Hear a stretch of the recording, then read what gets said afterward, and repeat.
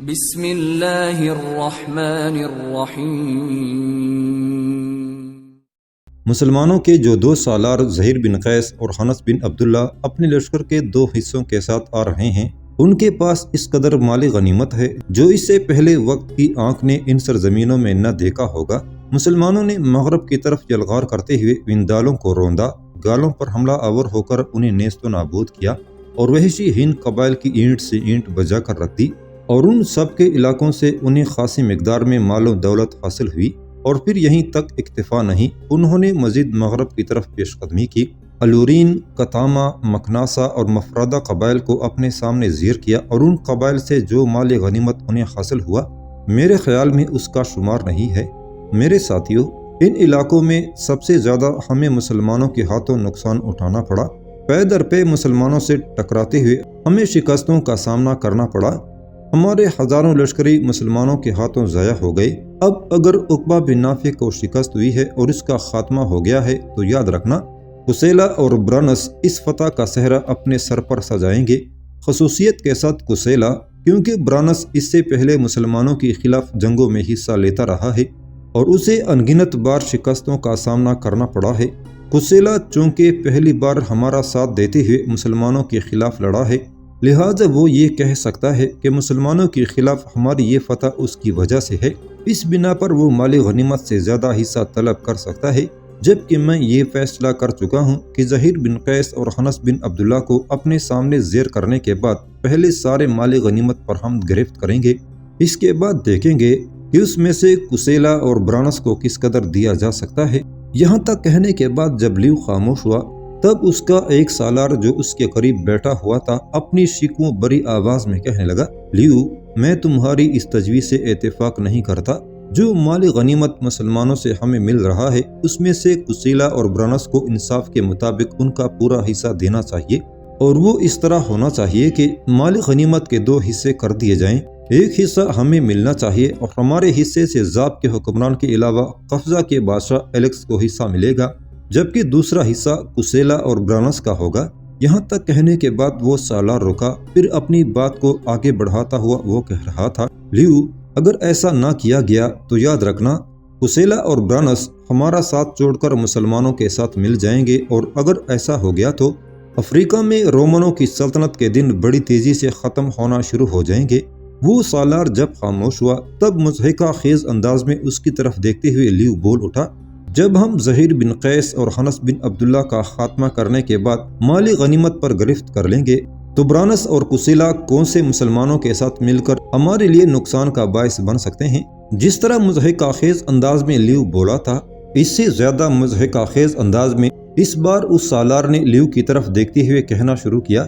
لیو، حالات سے آنکھیں بند نہ کرو، مسلمانوں کے سالاروں میں ابھی صرف عقبہ بن نافع کا خاتمہ ہوا ہے، محمد بن اوس اور نئی بن حماد دونوں میرے اندازے کے مطابق میدان جنگ سے بھاگ چکے ہیں۔ یہاں تک کہتے کہتے اس سالار کو رک جانا پڑا، اس لیے کہ لیو پھر بول اٹھا، وہ دونوں میدان جنگ سے بھاگنے کے بعد ہمارا کیا بگاڑ لیں گے؟ وہ سالار پھر لیو ہی کے انداز میں بول اٹھا، وہ ہمارا بہت کچھ بگاڑ سکتے ہیں۔ تمہیں یاد ہوگا کہ مسلمانوں کا ایک لشکر اس وقت صالح بن حریم کی سرکردگی میں ان کے مرکزی شہر کیروان میں موجود ہے،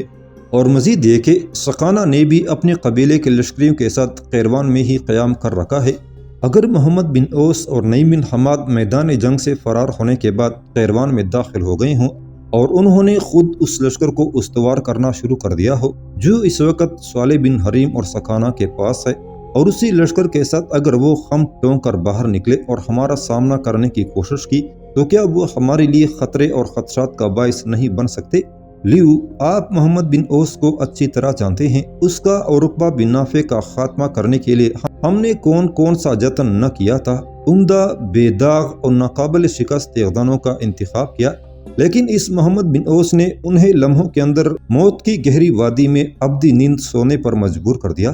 اب اسی محمد بن اوس سے متعلق آپ کہتے ہیں کہ وہ نعیم بن حماد کے ساتھ مل کر ہمارا کیا بگاڑ سکتا ہے؟ لیو، میں ایک بار پھر کہتا ہوں کہ مال غنیمت کے سلسلے میں نا انصافی نہ کرنا۔ محمد بن اوس ایک بہت بڑی طاقت اور قوت ہے، وہ اپنی ذات میں ایک چٹان ہے جس سے ہمارے انگنت لشکری اور تیغزان ٹکرا کر ابدی نیند سو چکے ہیں۔ اور جب اس چٹان کے دائیں بائیں نعیم بن حماد، صالح بن حریم اور سکانہ بھی جمع ہو جائیں گے تو پھر یہ چٹان پتھر کی نہیں ہمارے لیے لوہے کی ثابت ہوگی، جس سے ٹکرا ٹکرا کر ہم پاش پاش ہو جائیں گے اور اس چٹان کا ہم کچھ نہیں بگاڑ پائیں گے۔ لیو، آپ ماضی پر نگاہ دوڑاؤ، کیا ماضی میں ہر بار محمد بن اوس کے ہاتھوں ہمیں ناکامی کا سامنا نہیں کرنا پڑا؟ اس سالار کی اس گفتگو سے لیو اداس اور سنجیدہ ہو گیا تھا۔ لگتا تھا کہ اس سالار کی باتیں اس کے دل کو لگی تھی۔ دھیمے سے لہجے میں کہنے لگا، تم ٹھیک ہی کہتے ہو۔ قبل اس کے کہ لیو کا وہ سالار جواب میں کچھ کہتا، اس بار رومنوں کا ایک اور سالار لیو کو مخاطب کرتے ہوئے بول اٹھا، کیا آپ دونوں حضرات کی گفتگو قبل از وقت نہیں ہے؟ ابھی تو زہیر بن قیس اور حنس بن عبداللہ مال غنیمت لے کر آ رہے ہیں اور آپ دونوں نے پہلے ہی مال غنیمت کی تقسیم کی منصوبہ بندی کرنا شروع کر دی ہے، اور اگر زہیر بن قیس اور حنس بن عبداللہ کے مقابلے میں ہمیں کامیابی نہ ہوئی تو پھر یہ ساری منصوبہ بندی ہوا میں بکھر کر نہ رہ جائے گی۔ لیو سنبھلا، کہنے لگا، جہاں تک مال غنیمت کی تقسیم کا تعلق ہے تو اپنے پہلے سالار کی گفتگو سے میں مطمئن ہوں، قسیلہ اور برانس کو ان کا حق دیں گے، لیکن جہاں تک تمہارا یہ کہنا ہے کہ زہیر بن قیس اور حنس بن عبداللہ کے مقابلے میں اگر ہمیں کامیابی نہ ہوئی تو پھر کیا ہوگا؟ اس سلسلے میں تم سے یہ کہتا ہوں کہ مسلمانوں نے لشکر کو 3 حصوں میں تقسیم کیا ہے۔ ایک حصہ عقبہ بن نافع اور محمد بن اوس لے کر آئے تھے، لشکر کے باقی 2 حصے زہیر بن قیس اور حنس بن عبداللہ کے پاس ہیں، اور وہ تعداد میں زیادہ سے زیادہ اتنے ہی ہوں گے جتنا قسیلہ کا لشکر ہے، لہٰذا وہ دونوں مل کر ہم سب کا کیا بگاڑ سکتے ہیں؟ اس بنا پر میں کہہ سکتا ہوں کہ زہیر بن قیس اور حنس بن عبداللہ کی تباہی و بربادی ہمارے ہاتھوں لکھی جا چکی ہے، اور جو مال غنیمت ہمیں ملے گا ان میں سے قسیلہ اور برانس کو ان کا حق ضرور دیا جائے گا۔ اس کے ساتھ ہی لیو نے وہ مجلس ختم کر دی تھی۔ سکانہ ایک روز لشکر لے کر عشاء کے بعد اس جگہ پہنچا جہاں محمد بن اوس اور نعیم بن حماد نے صحرا کے بڑے بڑے ٹیلوں کی اوٹ میں قیام کر رکھا تھا۔ محمد بن اوس اور نعیم بن حماد نے سکانہ اور اس کی لشکریوں کا شاندار استقبال کیا۔ سکانہ باری باری محمد بن اوس اور نعیم بن حماد سے ملا،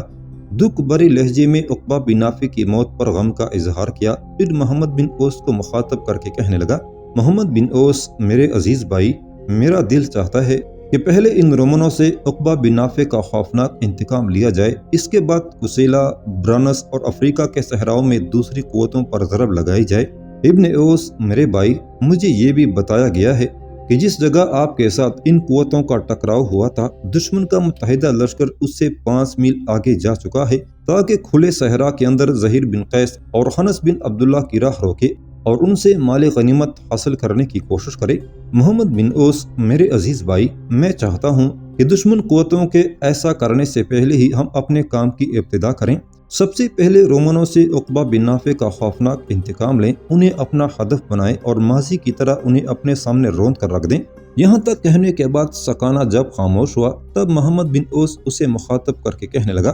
سکانہ، میرے بھائی، میں تمہارے جذبات کی قدر کرتا ہوں، لیکن اب ہمیں دشمن قوتوں سے کسی طریقے، کسی منصوبہ بندی سے نمٹنا ہوگا۔ پہلے ہمارے سامنے اکیلے رومن ہوا کرتے تھے اور ہم اپنی مرضی، اپنی منشا کے مطابق ان پر چڑھ دوڑتے تھے اور انہیں بدترین شکست بھی دیتے رہے ہیں، لیکن اب ہمارے مقابلے میں ایک نہیں کئی قوتیں ہیں۔ ہمارے مقابلے میں رومن ہیں، اردویا کا بادشاہ قسیلہ ہے، برانس کا ایک بہت بڑا لشکر ہے، اور پھر قسیلہ کے ساتھ ملکہ جرارہ کا ایک لشکر بھی ہے۔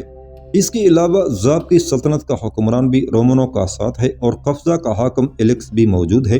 اس پر آپ لوگوں سے میں بھی کہوں گا کہ ذاب اور قفزہ کے حکمران اپنی مرضی سے بلکہ توہن و کرہن رومنوں کا ساتھ دے رہے ہیں، جبکہ حقیقی معنوں میں یہ دونوں ہمارے ساتھ ہیں اور ان سے ہمیں کوئی خطرہ بھی نہیں ہے۔ اس کے باوجود ہمیں سوچ و بچار کے بعد دشمن کو اپنا ہدف بنانا ہوگا۔ سکانہ، اس موقع پر میں تمہارے ذمے ایک کام لگاتا ہوں۔ تمہارے لشکر کے جوان صحرائی بھول بھلیوں سے اچھی طرح واقف ہیں، اپنے لشکر میں سے 2 بربر جوانوں کا انتخاب کرو، انہیں کہو کہ شمال یا جنوب کی طرف سے ایک لمبا کعوہ کاٹتے ہوئے اس شہرا کی طرف جائیں جو مغرب سے کیروان کی طرف آتی ہے، مغرب کی طرف بڑھتے رہیں یہاں تک کہ زہیر بن قیس اور حنس بن عبداللہ سے جا ملیں۔ ان دونوں کو نہ صرف عقبہ بن نافع کے جنگ میں کام آنے کی اطلاع دیں، بلکہ رومنوں کے علاوہ قسیلہ، ملکہ جرارہ اور دوسری قوتوں نے جو شہرا کے دائیں بائیں گات لگا رکھی ہے اس سے متعلق زہیر بن قیس اور حنس بن عبداللہ کو آگاہ کریں۔ تمہارے وہ دونوں آدمی یہ اطلاع دینے کے بعد زہیر بن قیس اور حنس بن عبداللہ کی رہنمائی کا کام بھی سر انجام دیں گے۔ میری طرف سے زہیر بن قیس کو یہ پیغام دیں کہ مال غنیمت کو اپنے پیچھے رکھیں، جبکہ اپنے دستوں کو پوری طرح مستعد رکھتے ہوئے آگے آگے سفر کریں۔ ساتھ ہی زہیر بن قیس سے یہ بھی کہنا کہ اگلے کچھ لشکریوں کے پاس جرس ہونے چاہیے تاکہ دشمن قوتوں کے پاس آ کر وہ جرس بجانا شروع کر دیں۔ جرس کی آواز سن کر دشمن سمجھے گا کہ مسلمان مال غنیمت سے لدے باربرداری کے جانوروں کو ہانکتے ہوئے آ رہے ہیں، لہٰذا ان کا خیال ہوگا کہ مسلمانوں نے اپنے آگے آگے جانور رکھے ہوئے ہیں اور انہیں ہانکتے ہوئے آ رہے ہیں۔ اس بنا پر وہ ہمارے کاروان کے پچھلے حصے پر ضرب لگانے کی کوشش کریں گے، اس کا انہیں خوب نقصان بھی اٹھانا پڑے گا۔ وہ اس طرح کے جس وقت دشمن قوتیں زہیر بن قیس کے خلاف حرکت میں آئیں گی، میری طرف سے زہیر بن قیس کو کہنا کہ وہ بائیں پہلو کو بالکل فراموش کر دیں، دائیں طرف دشمن پر حملہ آور ہو جائے۔ ان کے دائیں طرف قسیلہ، برانس اور ملکہ جرارہ کے لشکری ہوں گے۔ زہیر بن قیس کو چاہیے کہ اپنے حصے کے لشکر کے ساتھ دشمن پر ایسی ضرب لگائے کہ صحرا میں انہیں رگیتا چلا جائے، جبکہ میں، سقانہ اور نعیم بن حماد بھی یہاں سے ایک لمبا کعوہ کاٹتے ہوئے دور شمال کی طرف جائیں گے اور وہاں کسی مناسب جگہ گات لگا لیں گے۔ سقانہ، تمہارے جو آدمی زہیر بن قیس کی طرف جائیں گے ان کے ذمے یہ بھی کام لگایا جائے گا کہ جب وہ دیکھیں کہ زہیر بن قیس اور حنس بن عبداللہ گات کے قریب آ گئے ہیں، وہ فضا کے اندر جلتے پروں کا ایک تیر بلند کریں گے جو میرے لیے نشاندہی ہوگی کہ زہیر بن قیس اور حنس بن عبداللہ دشمن کی گات کے قریب آ گئے ہیں۔ چنانچہ یہ اشارہ پا کر میں بھی اپنی گات سے نکل کر رومنوں کے قریب ہو جاؤں گا، اور پھر تم، میں اور نعیم بن حماد رومنوں پر وہ ضرب لگائیں گے کہ رومن سنبھلنے نہ پائیں گے۔ اس سے پہلے میں نے کسی پر یہ ظاہر نہیں کیا، لیکن میں نے اپنے دل میں یہ بات ٹھان رکھی ہے کہ میں اپنی طرف سے پوری کوشش کروں گا کہ رومنوں کے سالار لیو کو اپنا ہدف بناؤں، اسے موت کے گھاٹ اتاروں تاکہ عقبہ بن نافع کا انتقام لوں۔ سقانہ، جو آدمی تم زہیر بن قیس کی طرف بھجواؤ گے انہیں یہ بھی ہدایت کرنا کہ زہیر بن قیس کو کچھ اس رفتار سے اپنے مشرق کی طرف لائیں کہ دشمن کے پڑاؤ کے پاس وہ آدھی رات کے قریب پہنچے۔ اس کا ہمیں یہ فائدہ ہوگا کہ اس وقت دشمن کے لشکری اونگ کی حالت میں ہوں گے اور ہم اسی اونگ کی حالت میں انہیں ابدی نیند سلانے کی کوشش کریں گے۔ میرے بھائی، اب وقت ضائع نہ کرو، اپنے 2 آدمیوں کو زہیر بن قیس کی طرف روانہ کرو۔ محمد بن اوس کے کہنے پر سقانہ حرکت میں آیا اور اپنے 2 لشکریوں کو اس نے زہیر بن قیس کی طرف روانہ کر دیا تھا۔ اس کے بعد محمد بن اوس، نعیم بن حماد اور سقانہ تینوں مل کر اپنی لشکریوں کے قیام و آرام کا اہتمام کرنے لگے تھے۔ سقانہ نے جو اپنے بربر قبیلے کے 2 قاصد زہیر بن قیس اور حنس بن عبداللہ کی طرف روانہ کیے تھے، انہوں نے جنوب کی طرف دور رہتے ہوئے ایک لمبا کعوہ کاٹا، صحرا کے اندر منزل پر منزل مارتے ہوئے صحرائی زروں کو رونتے ایک ٹیلے کے بعد دوسرے ٹیلے کے پاس سے گزرتے ہوئے وہ اس جگہ سے کافی آگے نکل گئے تھے جہاں رومنوں اور برانس نے اپنے اتحادیوں کے ساتھ پڑاؤ کر رکھا تھا، یہاں تک کہ دوپہر کے وقت وہ قیروان کی طرف آنے والی شہرہ پر اس جگہ پہنچ گئے جہاں زہیر بن قیس اور حنس بن عبداللہ اپنے لشکر کے ساتھ انگنت بار برداری کے جانوروں اور چکڑوں پر لدے مال غنیمت کو لے کر سفر کر رہے تھے۔ زہیر بن قیس اور حنس بن عبداللہ کے سامنے جا کر ان دونوں بربروں نے ہاتھ کے اشارے سے رکنے کے لیے کہا۔ زہیر بن قیس نے اپنے گھوڑے کی باگ روک لی، اس کی طرف دیکھتے ہوئے حنس بن عبداللہ بھی رک گیا تھا اور پھر پیچھے سارا لشکر اس صحرا پر رک گیا تھا، یہاں تک کہ آنے والوں میں سے ایک زہیر بن قیس کو مخاطب کر کے کہنے لگا، ابن قیس، ہمارے محترم، ہم سقانہ کے قبیلے سے تعلق رکھتے ہیں، ہم آپ کے لیے یہ بری خبر لے کر آئے ہیں کہ رومنوں کے ساتھ ایک ٹکراؤ میں امیر عقبہ بن نافع اپنی جان سے ہاتھ دھو بیٹھے ہیں۔ یہ خبر سن کر زہیر بن قیس اور حنس بن عبداللہ دونوں چونک اٹھے تھے۔ زہیر بن قیس کچھ کہنا ہی چاہتا تھا کہ سہمے اور دکیا سے لہجے میں حنس بن عبداللہ بول اٹھا، یہ تم کیا کہہ رہے ہو؟ جو کچھ ہوا ہے تفصیل کے ساتھ بتاؤ۔ اس کے بعد آنے والے اس قاصد نے عقبہ بن نافع، محمد بن اوس اور نعیم بن حماد کے ساتھ رومنوں، قسیلہ، برانس کے ٹکراؤ، عقبہ بن نافع کے جنگ کے دوران کام آنے، محمد بن اوس، نعیم بن حماد کے گرفتار ہونے کے بعد آزادی حاصل کرنے، اس کے بعد رومنوں کے متحدہ لشکر کے 5 میل آگے آ کر گات لگانے، نعیم بن حماد اور محمد بن اوس کے ٹیلوں کی بھول بھلیوں کے اندر قیام کرنے اور قیروان سے سقانہ کو ایک لشکر لے کر اپنے پاس بلانے کی ساری تفصیل کہہ دی تھی۔ یہاں تک کہنے کے بعد وہ رکا۔ اس کے بعد محمد بن اوس نے رومنوں، قسیلہ کے علاوہ برانس پر حملہ آور ہونے کی جو تفصیل قاصدوں سے کہی تھی وہ بھی قاصد نے زہیر بن قیس اور حنس بن عبداللہ سے کہہ دی تھی۔ قاصد جب خاموش ہوا تب زہیر بن قیس اور حنس بن عبداللہ کچھ دیر بالکل چپ رہے۔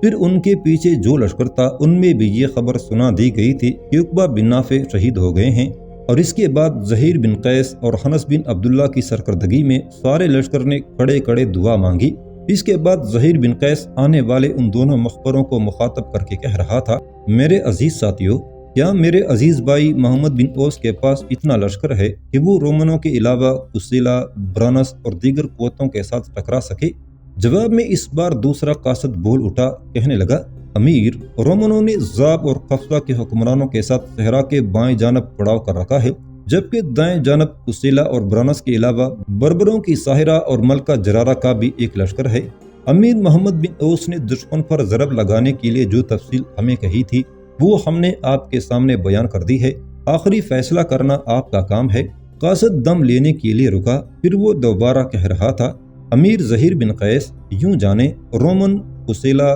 برانس اور دیگر قوتیں آپ کی راہ روکے کڑی ہیں، وہ آپ دونوں پر حملہ آور ہو کر نہ صرف یہ کہ آپ کے علاوہ ہماری لشکریوں کا خاتمہ کرنا چاہتے ہیں، بلکہ ان کے سامنے سب سے بڑی ہیرس و ہوس، لوب و لالچ وہ مال غنیمت ہے جو مسلمانوں کے ہاتھ بحر ظلمات تک لگا ہوا ہے، وہ اس مال غنیمت پر قبضہ کرنے کے درپے ہیں۔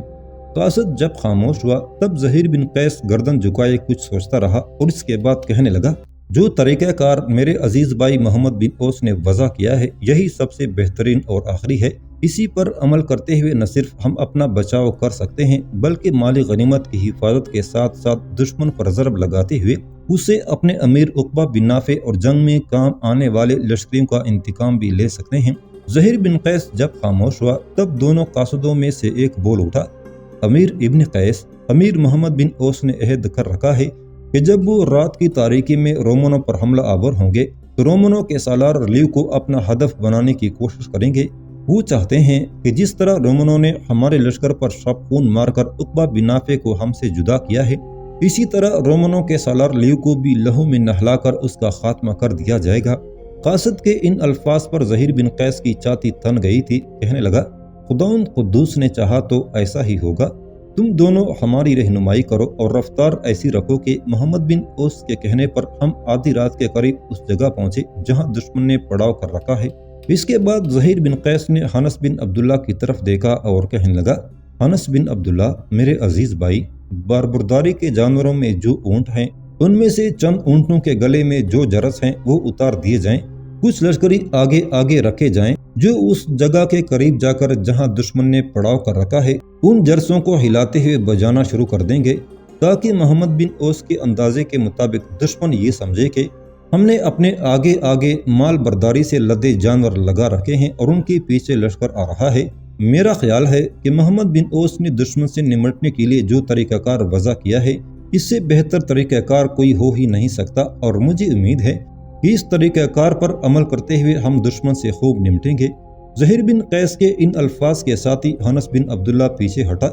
تھوڑی دیر بعد کچھ لشکری جو لشکر کے آگے آگے تھے ان کے ہاتھوں میں جرس تھے۔ اس کے بعد زہیر بن قیس نے آنے والے قاصدوں کو مخاطب کیا، ان لشکریوں کے ساتھ جن کے ہاتھوں میں جرس ہیں تم بھی ہمارے آگے آگے روانہ ہو جاؤ اور اس رفتار سے ہمیں آگے لے چلو کہ آدھی رات کے وقت ہم اس جگہ پہنچے جہاں دشمن نے گات لگا رکھی ہے۔ یوں زہیر بن قیس اور حنس بن عبداللہ نے اپنی لشکر کے ساتھ پھر آگے بڑھنا شروع کر دیا تھا۔ زہیر بن قیس اور حنس بن عبداللہ اپنی لشکر اور کاروان کے ساتھ قیروان کی طرف جانے والی شہرہ پر رواں دواں تھے۔ دوسری طرف محمد بن اوس، سخانہ اور نعیم بن حماد صحرا کے اندر ایک لمبا چکر کاٹتے ہوئے شمال میں رومنوں کی پشت کی طرف چلے گئے تھے۔ وہاں اپنے لشکر کو ٹھہرا کر محمد بن اوس انتظار کرنے لگا تھا۔ جہاں محمد بن اوس، نعیم بن حماد اور سخانہ اپنے گھوڑوں سے اتر کر ریت پر بیٹھ گئے تھے وہاں ان کے لشکری بھی گھوڑوں سے اتر کر ریت پر آرام کرنے لگے تھے۔ محمد بن اوس بار بار آسمان کے ستاروں کی طرف دیکھتا تھا، اور پھر جب اس نے دیکھا کہ آسمان کے وسطی حصے میں اکٹھے سفر کرنے والے 3 ستارے بالکل سر پر آ گئے ہیں تب وہ اٹھ کھڑا ہوا۔ سخانہ اور نعیم بن حماد بھی سنبھل گئے تھے۔ ان 3 ستاروں کو دیکھتے ہوئے محمد بن اوس اٹھا تھا، لہٰذا وہ بھی اٹھ کھڑے ہوئے تھے۔ ان دونوں کے دیکھتے ہی دیکھتے صحرا کی ریت سے محمد بن اوس نے تیمم کیا، رات کی تاریکی میں قبلے کا تعین کیا، پھر وہ قبلہ رو ہو کر زمین پر سجدہ ریز ہو گیا۔ سجدے میں دعا مانگنے کے بعد محمد بن اوس اپنی جگہ پر اٹھ کھڑا ہوا تھا۔ اپنے شانے پر رکھے ہوئے انگوچھے سے اس نے اپنا چہرہ اور بھیگی آنکھیں صاف کی۔ دوسری طرف یہی کیفیت نعیم بن حماد کی بھی تھی۔ ان کی طرف مڑتے ہوئے محمد بن اوس نے باری باری ایک غیر نگاہ ان پر ڈالی، پھر اس کی چھاتی تن گئی اور کہنے لگا، میرے عزیز ساتھیو، خداوند کو منظور ہوا تو آج رات کا ٹکراؤ ہمارے لیے فتح اور کامیابی کا پیغام لے کر آئے گا۔ میرے مہربان رب کو منظور ہوا تو آج کی اس لڑائی میں رومنوں کے سالار اعلیٰ لیو کی میں وہی حالت کروں گا جو چند دن پہلے رومنوں نے ہم پر اچانک حملہ آور ہو کر ہمارے سالار اعلیٰ عقبہ بن نافع کی تھی۔ یہاں تک کہنے کے بعد محمد بن اوس رکا، ایک بار پھر آسمان کی طرف دیکھا، کچھ دیر تک وہ مغرب کی طرف دیکھتا رہا، پھر سقانہ اور نعیم بن حماد کی طرف دیکھتے ہوئے کہنے لگا، میرے عزیز ساتھیو، اپنے لشکر کو چوکنا، چوکس اور مستعد کر دو۔ میرا دل کہتا ہے کہ ہمارے کام کی ابتدا کرنے کا وقت آ گیا ہے۔